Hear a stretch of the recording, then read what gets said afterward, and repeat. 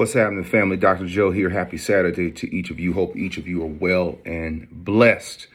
You see the title, 3 Reasons Why It Sucks Being Fat.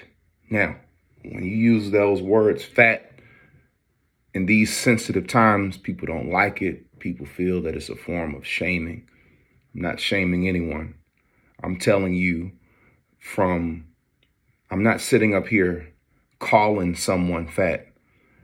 I'm speaking on why being fat is an unpleasant experience.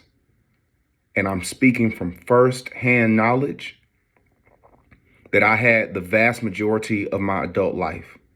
Well, at least half of it. So, if this offends you, know that I'm not speaking to you or calling you names.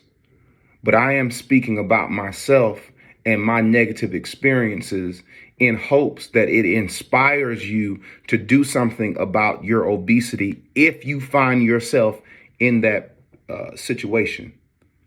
But these are things that I absolutely despised about being fat.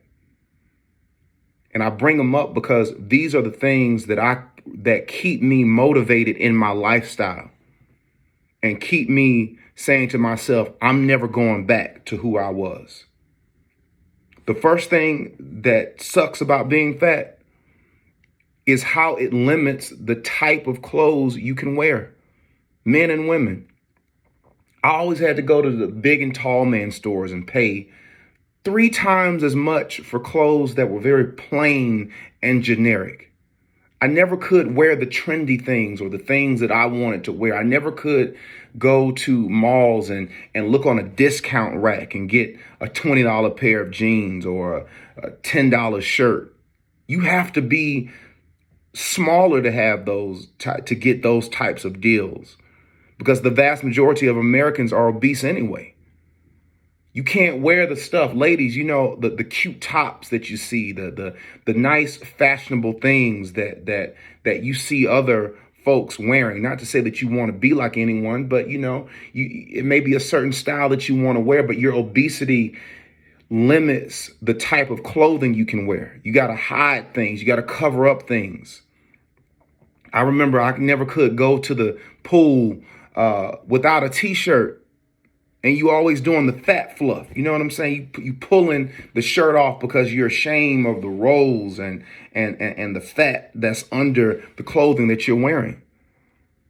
I never liked that about when I was big, when I was fat, obese. I don't care what you call it. Call it what it is.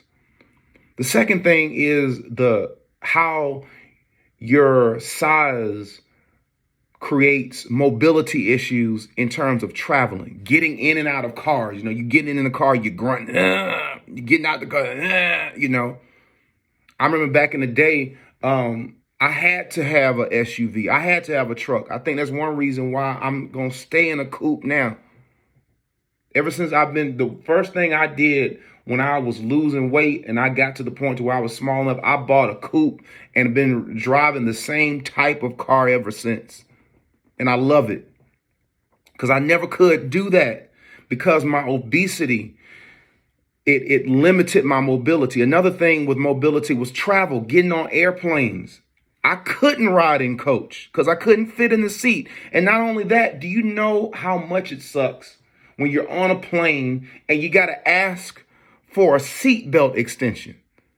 That's the worst feeling. I feel like I have a handicap or something. Nothing against people who have handicaps, but I'm saying that was almost like a handicap for me. It's like, who wants to ask for a seat extension, a seat belt extension? Can I have a seat? I can't buckle up.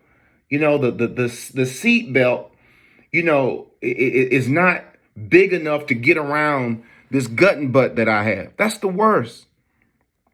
And the third thing about being fat that really sucked for me were the health repercussions. Going into the doctor's office, having to get on that scale, and you sitting up here saying, man, and you trying to wear the lightest clothing that you can wear because you know that you're going to be bigger than you were before, and you know your blood pressure is going to be through the roof, and you know your doctor's going to come in there and tell you, hey, we really need to put you on a statin. We really need to put you on diabetic medication. We really need to monitor your health. All of that. Like, who wants that? Yo, the ultimate freedom is the freedom when you're going to your doctor and your doctor is taking your blood work. Your doctor is weighing you in, and your blood work comes back and your doctor says, I'll see you in next year. That's the best feeling. That's ultimate freedom. That's better freedom than financial freedom.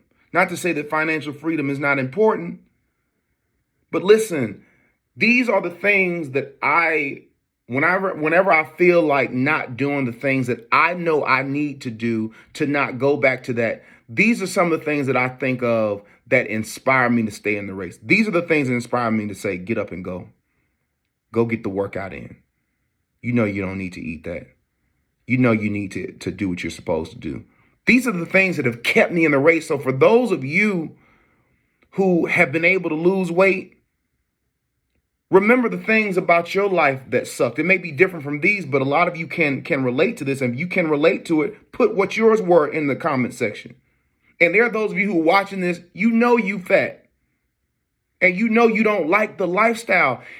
And some of you who are sitting up here offended that I'm sitting up here saying that, you're missing the point. The point is, allow what you don't like about being obese to motivate you to reverse it and to change it. That's all I'm trying to get you to see. So to all of y'all who will come through the 40-day turn up, listen, if you do what I tell you to do, you will not be like that when I get through with you. And for those of you who are seeing this particular video, let it inspire you to do something on your own, to clean up your diet, to reverse whatever bad habits you have. All right? 3 reasons why I did not like being fat. Have a great day, and we'll see you on the next one.